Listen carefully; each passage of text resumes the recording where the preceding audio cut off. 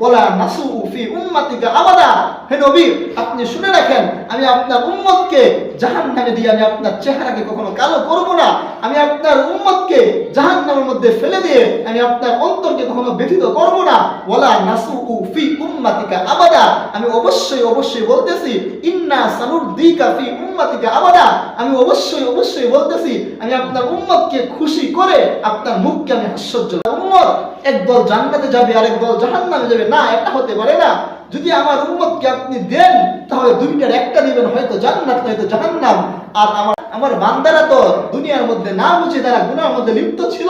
তারা দুনিয়ার মধ্যে থেকে তারা না বুঝে না জেনে তারা গুনার কাজ করতে করতে তাদেরকে আপনি জাহান্নামের চিরতরে আগুনের মধ্যে আপনি তাদেরকে দীক্ষিত করতেছেন। আমার তো সহ্য হচ্ছে না। ওই নবীর মুআজিজা, এটা আমার আপনার নবীর মুআজিজা, শুধুমাত্র এটা কিয়ামতের দিনের জন্যই খাস।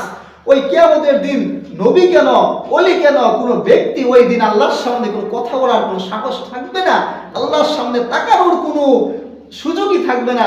ওই দিন শুধুমাত্র আমার আপনার নবী আমার আপনার জন্য কাল কিয়ামতের ময়দানে আল্লাহর কাছে সুপারিশ করবে। সমস্ত নবীদেরকে আল্লাহ রাব্বুল আলামিন একটা করে মুআজিজা দিয়েছিলেন। প্রত্যেক নবীর মুআজিজা তার হায়াতের মধ্যে আল্লাহ রাব্বুল আলামিন দিয়েছিলেন, কিন্তু শুধুমাত্র আমার আপনার নবীর মুআজিজা আল্লাহ রাব্বুল আলামিন দুইটা মুআজিজার কথা বলা হয়। মুআজিজা অনেক দিয়েছেন, কিন্তু প্রসিদ্ধ দুইটা মুআজিজা। তোর মধ্যে একটা মুআজিজা ছিল পবিত্র আল কুরআন, আরেকটা মুআজিজা ছিল শাফিউল মুসলিমিন, অর্থাৎ রাসূল কারীম সাল্লাল্লাহু আলাইহি ওয়াসাল্লামকে আল্লাহ বলেছিলেন, ওহে আমার বন্ধু, তুমি আজকে যা চাও আমি তোমার সব দোয়া কবুল করব। তখন নবী বলেছিলেন, ও আল্লাহ, আপনি তো আমাকে এই ক্ষমতা দিয়েছেন, তো আমি আজ আপনার কাছে এটা চাই না, কাল কিয়ামতের ময়দানে মাহশারের মধ্যে যখন আমার আপনার আমার উম্মতগুলো জাহান্নামের মধ্যে দীক্ষিত হবে, তারা যখন জাহান্নামের মধ্যে চলে যাবে, তখন আমি কাল কিয়ামতের ময়দানে আমি আপনার কাছে চাবো যে পাওয়ার আপনি আমাকে দিয়েছিলেন, যে আমি যা চাবো আপনি তাই দিবেন। তখন আল্লাহ রাব্বুল আলামিনের কাছে ফরিয়াদ করে বলবে।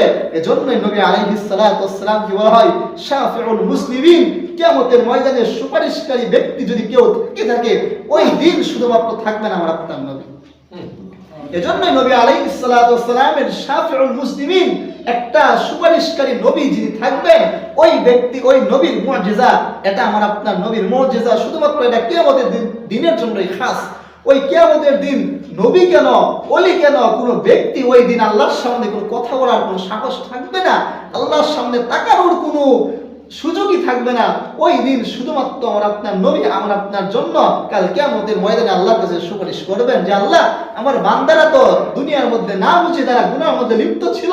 তারা দুনিয়ার মধ্যে থেকে তারা না বুঝে না জেনে তারা গুনার কাজ করতে করতে তাদেরকে আপনি জাহান্নামের চিরতরে আগুনের মধ্যে আপনি তাদেরকে দীক্ষিত করতেছেন।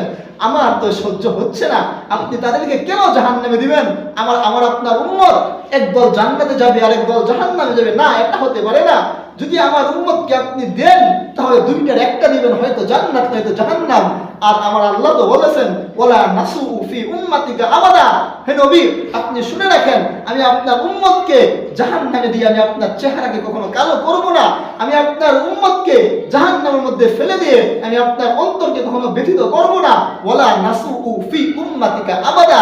আমি অবশ্যই অবশ্যই বলতেছি, ইন্না সানুরদিকা ফি উম্মাতিকা আবাদা। আমি অবশ্যই অবশ্যই বলতেছি, আমি আপনার উম্মতকে খুশি করে আপনার মুখকে আমি হাস্যোজ্জ্বল বানাই দেব। ওই দিন আমার আপনার নবী শুধুমাত্র ওই শাফিউল মুসলিমিন, সুপারিশকারী আল্লাহর কাছে ফরিয়াদ করবে, আল্লাহ, আমার আপনার উম্মত তো তারা জাহান্নামের মধ্যে চলে যাচ্ছে। তো নবী আলাইহিস সালাতু ওয়াস সালামের মুআজিজার মধ্যে একটা মুআজিজা হচ্ছে শাফিউল মুসলিমিন। কুরআন যেমন মুআজিজা, আল্লাহ রাব্বুল আলামিন মুসা নবীর উপর ঈসা